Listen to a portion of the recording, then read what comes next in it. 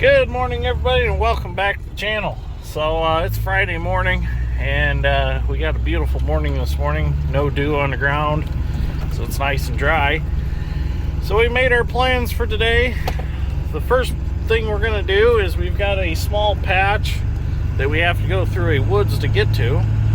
So Dad Strength and I are going to head over.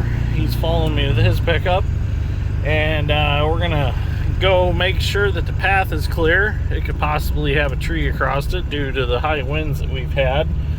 So we'll go check that out before we even take a combine back there. Make sure we don't get run over by anybody here. Get on the road. We're going to bring the 1660 to this particular farm or field. It's all part of this same farm here.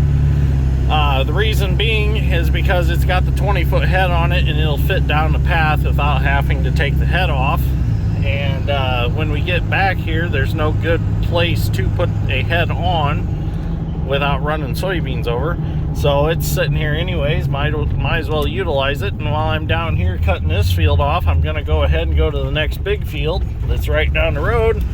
And I'm going to break it in so we have room to get the other combines in and get the heads on them. So it's actually pretty nice still having a 1660 around with a 20-foot head, because you can move it down the road 20 foot wide, no problem. It'll fit pretty much anywhere. So let's get down this path and see what we got. Well, here we are. This is a path we got to go down. I did widen this out couple of years ago. Brought little Dick down here in the Bobcat and chainsaw and cut some trees down and make it wider. Let's see what we got. Oh, we do have a tree down. Looks like we got a small cherry tree down. It's a good thing I've got some of that orange and white goodness in the back of the truck, and no, I'm not talking about a dreamsicle. I've got the 661 steel with us today, so we'll get that whipped out and we'll get this tree cut up and out of our way, and we'll be able to adventure back there and get our soybeans cut. So let's get her cut up. Well, it's not a massive tree, but it's enough to make it so we can't get back here with a combine. Can't run it over or anything like that, so we're just going to go ahead and cut it up and throw it off to the side. Like Dad Strength said, there's some nice firewood there. We might come back later and cut her up for firewood. So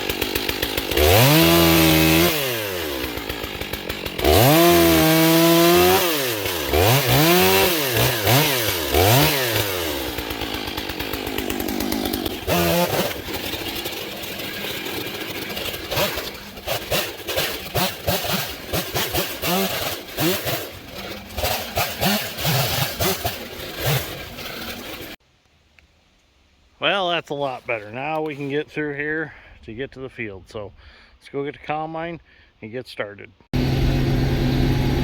Well, here we go. Should fit through here, no problem. I need to get a mower for the Bobcat. Sure, it'd be nice to be able to bring it down here and mow this back a little bit. I think that's next on my list. I think the T870 needs a nice Balmalite mower. Let's see if we can get one for it. Oh yeah, no problem. Just some briars and stuff. Go ahead and pick the head up just a little bit more.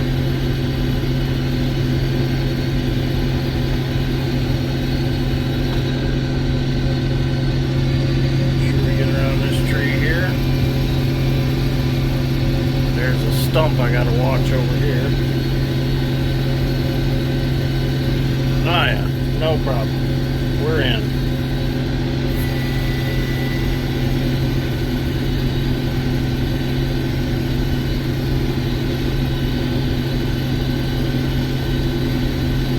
Well, here we go. This is the field we're going to get cut off this morning. And Oh, and I also have one little acre patch I gotta cut yet. And I think actually that's where we ended cutting beans last year. So we'll get that one cut off also with 1660. Well, we got a good start here. Everything's going pretty smoothly. There's some good soybeans out here. I'm happy with them. Definitely a lot better than back around the home area. So they definitely must have caught some rains down here that we didn't. Got my chaff spreader put back on. The hydraulic one underneath, the added on one. It's not actually factory to the combine, but the whatever you want to call it, the spreader itself, the hub busted out of it. So I had to take it back to the shop, weld it up, and I got that put back on. So it's really slinging stuff out real nice behind the combine now. I mean, the factory ones were doing okay, but you can definitely tell when it's down there throwing stuff, it makes a wider pattern for sure. These are real nice right here. Getting a little rumbly. Stems must be a little bit tough yet, but the beans are dry in the pot, so that's a good thing. We can deal with tough stems. I just don't want wet beans. Well, there we go. That one's all cut off. So we'll dump real quick, and then we'll head over to the next field and get that one cut off.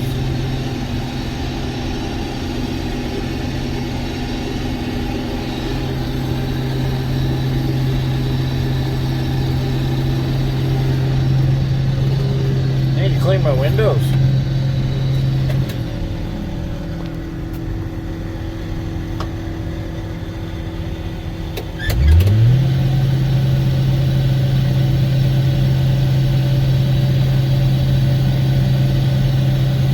Definitely need to clean the windows.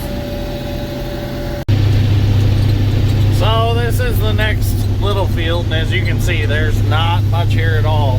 So this is where we actually ended bean planting last year, but then we got, you know, my friend Tyler Tunis's ground, and then we got that 15 acres that I had hay on.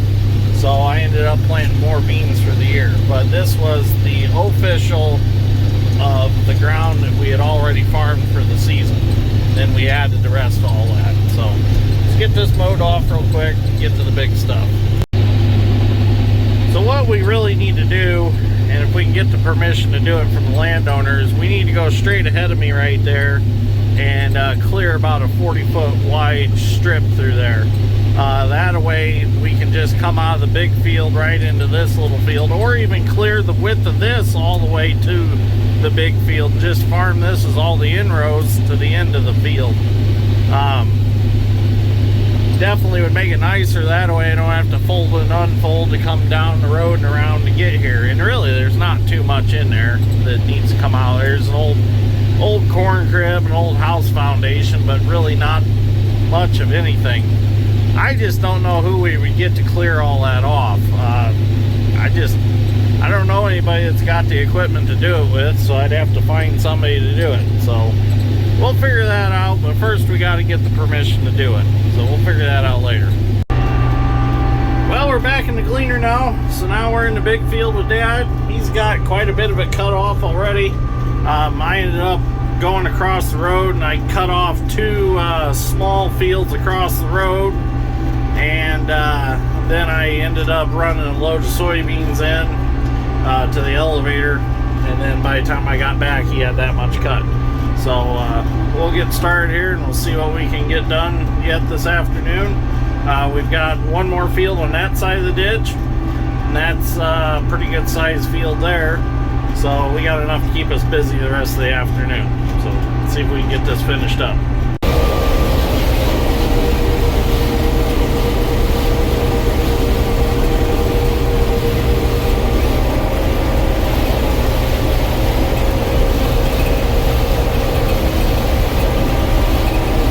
Definitely some nice looking soybeans on this high ground right here.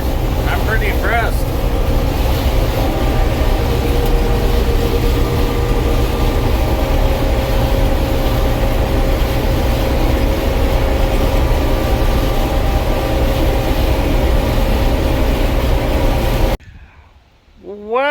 everything was going so smooth that I thought it was too good to be true, and it was too good to be true. I pulled up here. Dad's strength was sitting here with the grain cart. So I pulled up. I was going to dump on him before I started cutting some more because I got this whole area cut off and I already had 3/4 of a hopper. Went to put my auger out and I heard a pop, and then I seen the chain for the auger hanging here on the drive tire. So the splicer link let go. So now I'm going to have to get in the cab and run this cylinder back down here so I can get a new splicer link put back in. I'll have to adjust this up out of my way, and then hopefully we will be good to go again. Well, we got our splicer back in. All we got to do is readjust this here a little bit, tighten it back up, and then we should be ready to go again. I was trying to put the splicer clip back on the chain splicer there, and kind of took a nice chunk out of my finger with one of the pocket pry bars. Some little shits are sharp. Be careful, kids. Always wear gloves.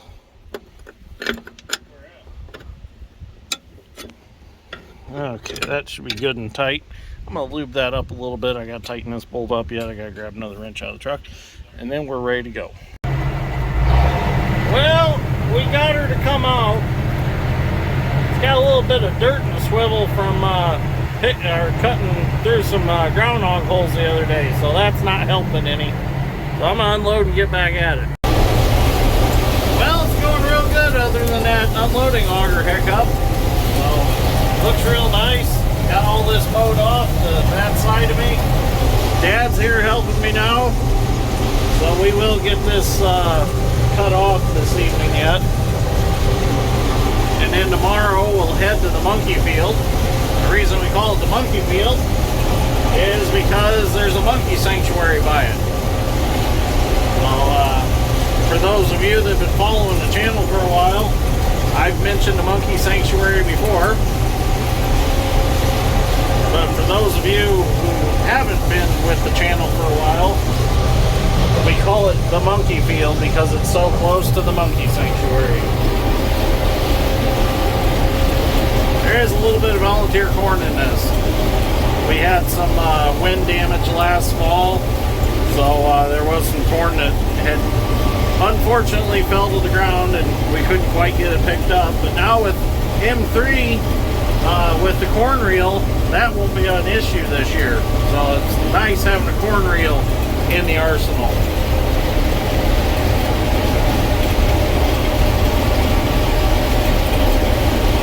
Okay, I'm gonna keep cutting. We'll get this finished up.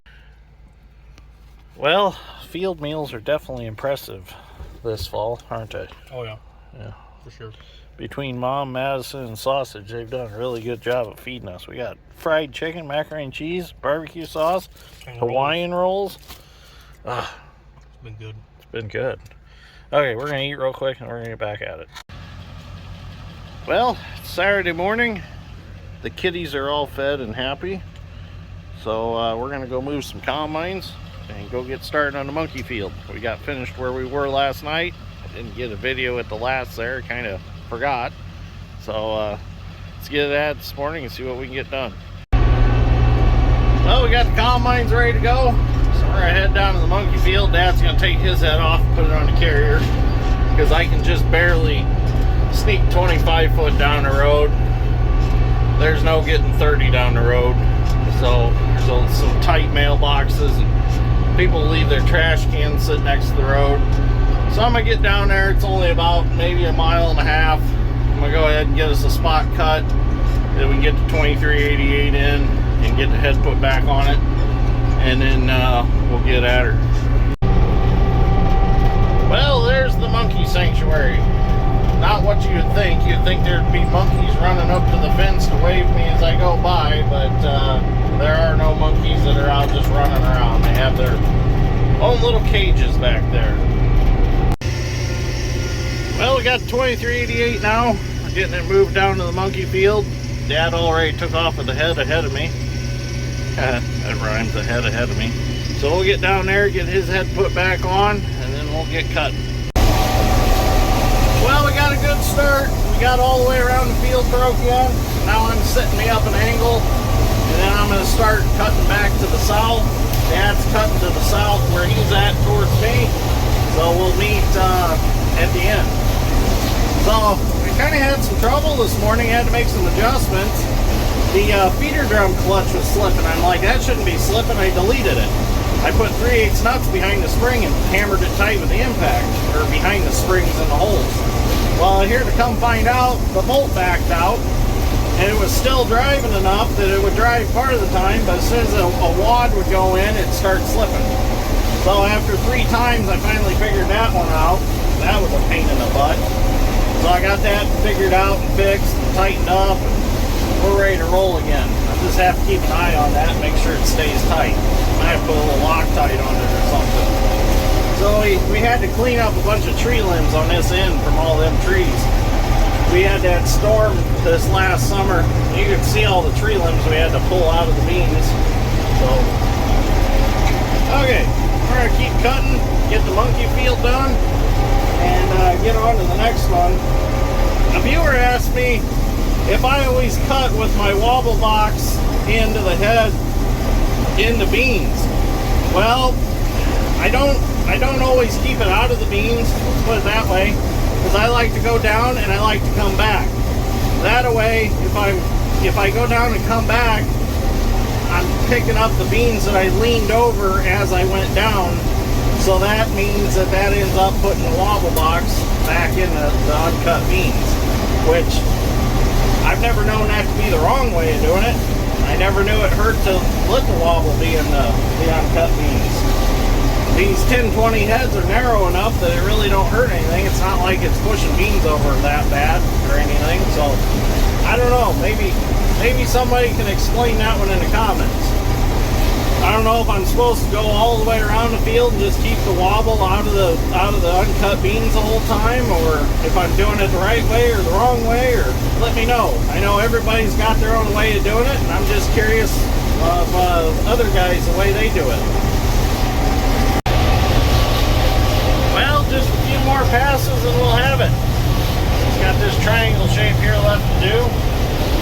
So once I'm done here, I'm going to switch combines. I'm going to get the 1660, and I have another small field I got to go down a narrow path to get to.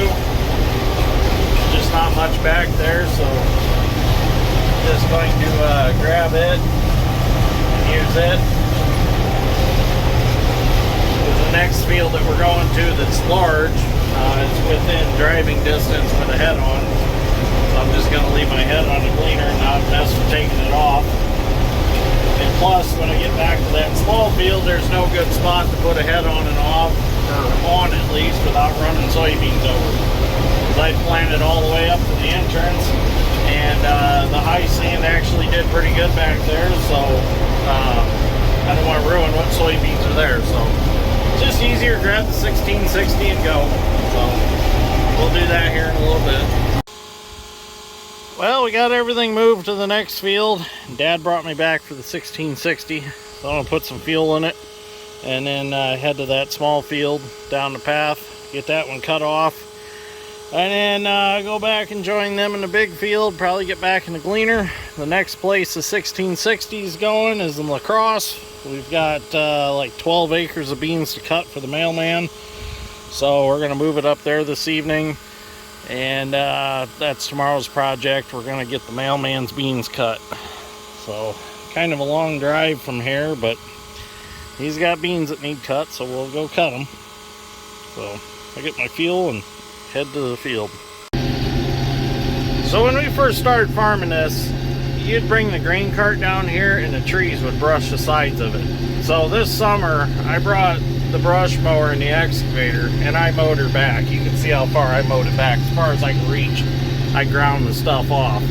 But it's not so much this part that you can't get a wide head down. It's the county road part that I just came down. It's very, very tight because of utility poles, and then there's a fence along the road, so it makes it extremely tight. But this is actually still considered a county road. Years ago there was a railroad through up there, and they took the crossing out when they took the railroad out, and then they just kind of abandoned this road, but it's still considered a county right-of-way. and it's still considered a road. It just don't get snow plowed or anything like that. And this is the only access back to this field back here that we farm. Other than this, that field's kind of landlocked. We could put a crossing in the ditch, but it's a really big ditch. It'd take a really big crossing of some sort of pipe, maybe even 2 like tank cars in there to cross it, because it's such a big ditch. But so far, you know, the county's leaving this as an easement, so it works out fine. But it's not very wide right here where you have to drive, that's for sure. I can't even believe it was a road at one time. So anyways, we'll get back here, we'll get these cut and get out of here. Well, for being higher dry ground and as dry as it was this summer, these beans really aren't looking too bad. That darn dust is following me. The wind is just right out of the perfect direction. It just stays with the combine, so I'm in a constant cloud of dust. These are short beans, but they got a lot of pods on them. So I've seen tall beans that didn't yield worth a crap, and I've seen short beans that are phenomenal. It's kind of crazy how a soybean is. Sometimes they're deceiving. You get out there, they're 3 foot tall, and there's just not very many pods on them at all. You get out there a foot tall, and they're loaded with pods, and they're great. It's just strange.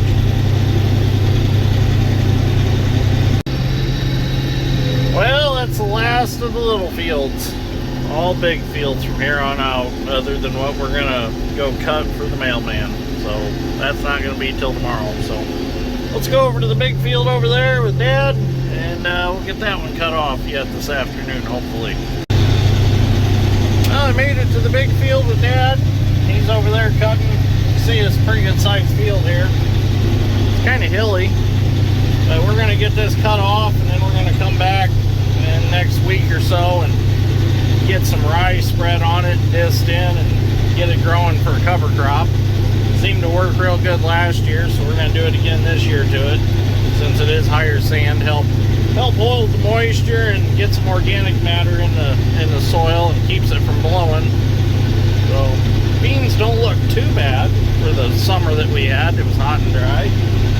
So see if we can get this cut off yet this afternoon. I'm going to switch back to the L2 here in a little bit. Just figured I was already in this one. I like running this one too, so I figured I'd spend a little time in it yet. So I'll eventually switch back. So let's see what we can get done.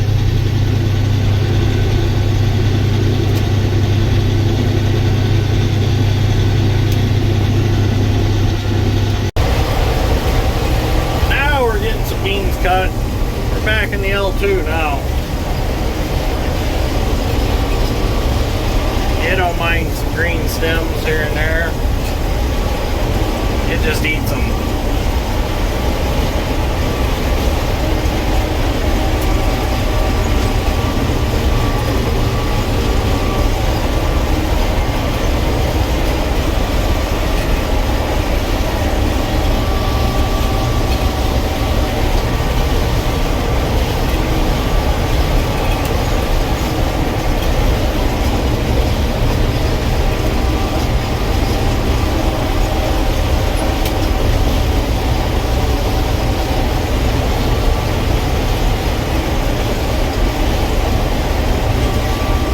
Pretty thick through here.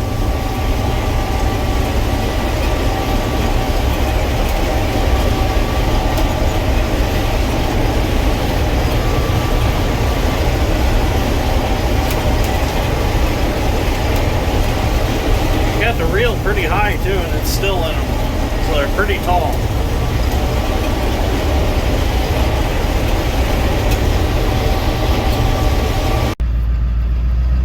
We didn't get quite finished tonight, but tomorrow's another day. So we're gonna head back to the shop. We'll start over tomorrow. We'll get the 1660 moved up to La Crosse. There's something that stinks in my tool truck. I gotta find it when I get back to the shop. I don't know, it smells like coffee or something. I haven't had any coffee. It's strange. So okay, anyways, we'll start over in the morning. Good morning, everybody. It's a beautiful Sunday morning. So we're heading up to La Crosse to get the mailman's farm cut. We got the 1660. Dad's got the head for it, following me. We're gonna get up there, get the head back on. We got 12 acres to cut. And once we're done up there, we're just gonna leave the combine up there, and we're gonna drive back in the pickup and finish cutting the farm we're on. And then that'll probably end up being it for today. And I'll probably end this video there because we'll have plenty of content. We'll have 3 days of harvest on this video. So we're probably going to end up going to Francisville and Madairyville to our new farm, get those cut off this coming week, and then end up on Tyler Tunis's, get his dad and uncle's cut off. I'm going to take the chopper off the gleaner and cut them, because they want it windrowed so that they can round bale the bean stubbles and all that for the cows. So probably won't be able to use 2388 on that because the specialty rotor will just shred it too bad and won't be able to be baled. So it's going to be all L2 work there. So after that, we'll go back to corn, so I can just leave my chopper off anyways. I don't need it for corn, so it'll work out pretty good. Get up there and get cut. Well, we made it here. You can see it's a pretty small field, so it won't take us very long to get it cut off. I'm kind of going a little slow because it's a little tough this morning. So conditions aren't quite perfect, but we want to get done. So we'll just kind of crawl through them so we're not tearing anything up. Get them cut off. Well, with the sun getting higher in the sky, it's beating down on these soybeans, drying them out, definitely making cutting conditions a lot better. It's amazing how quickly they react to the sun. The only problem is that grass. That grass is still kind of moist underneath, and the cutter bar is not in the best of shape. It don't like that grass.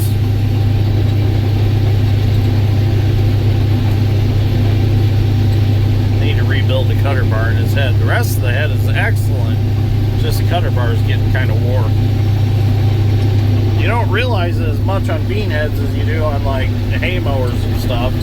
On hay mowers, it's got to be perfect for cutting grass. But soybeans cut easy until you get into the grass. Then you start to have trouble. They can be pretty wore out and still cut soybeans, but when it comes to grass and wheat, they got to be really sharp and really tight.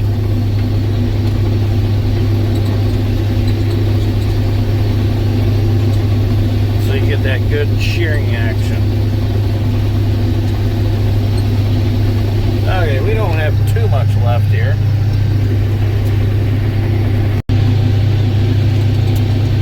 Well, there we go, the last little bit of this field.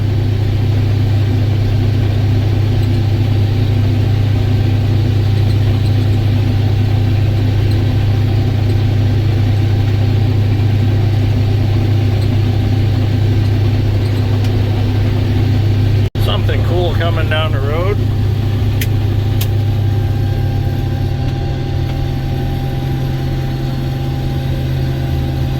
That's pretty neat.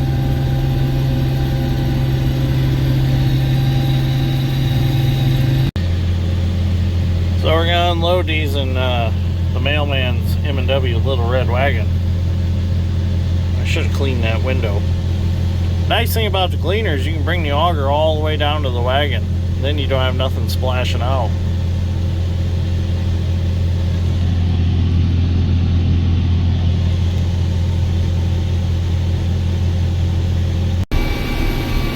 Well, we'll get this last field cut for the mailman, and then Dad and I are going to head back and finish cutting ours for today. The elevator opens at noon, so we'll be able to unload the trucks, so we got something to cut into.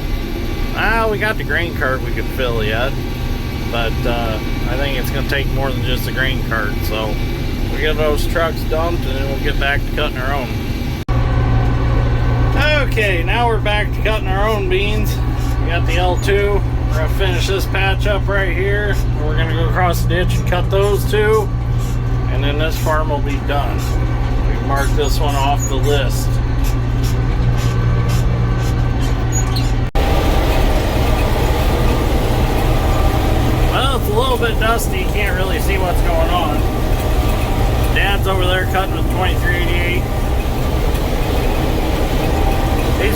stick beans through here for this low spot. A lot of material here to run through a combine.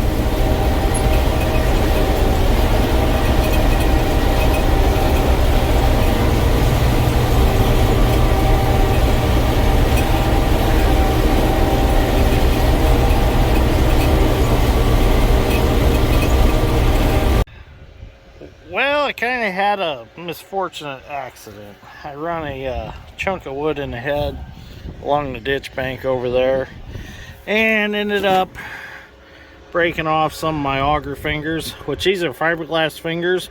And the reason I run these is so if they do run through the combine, they don't mess up the rattle chains or the rattle chain floors. So for those of you that don't know how these work, they just sit on this shaft in here, which acts like a camshaft. And as the auger goes around that shaft, they poke in and out. So I got to get these clips out. I got to get the broken pieces out. And then I'll insert new fingers, stick them through the holes, insert them in there, and we'll be good to go again. With so many that we're missing, it's not feeding very good, and it's throwing wads in at a time, and that's no good. So I got to get some fingers put back in here. So I'll get them in there and we'll get back at it. Well, got all the broken pieces out, ready to install the new fingers. These are just fiberglass rods coated in polyplastic is all they are. They just pop in a hole, a hitch pin clip goes through them. It's a little different than hitch pin clips. Got a pointy end, it's a little bit bigger.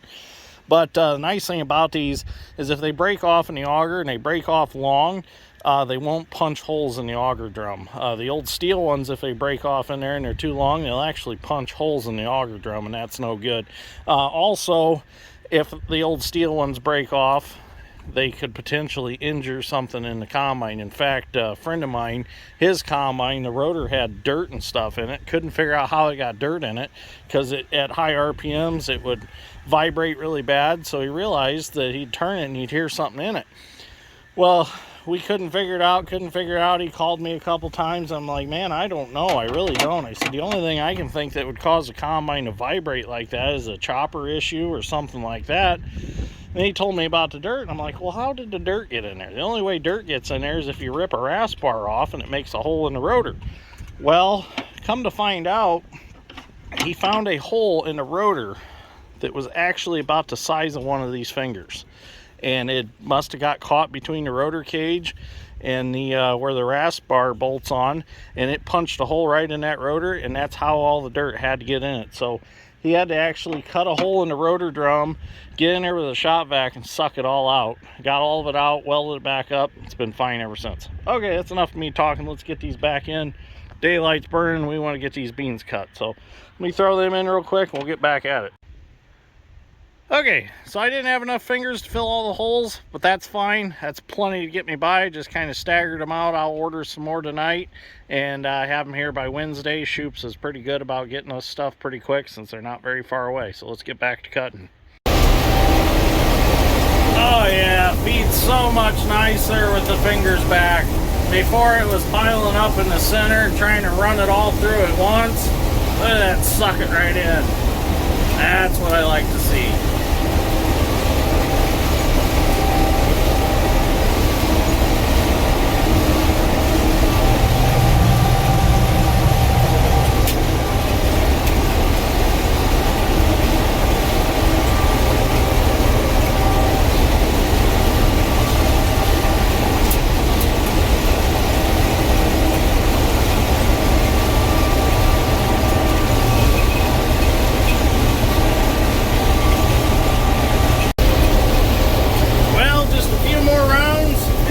Farm will be finished up. So I think I'm going to end this video right here. I don't think anything else is exciting is going to happen, or at least I don't hope so. So anyways, I hope you enjoyed this 3-day span of events video for Harvest 2022. I figured we would span it 3 days and try to catch the highlights of the 3 days instead of going a day at a time. So let me know what you think about doing that. I've also been thinking about doing a live video when we get down to our farm where we have plow day. That's corn, and I was thinking about doing a live video where I set the camera up and let Madison control it, and you can have a whole live view of us shelling corn.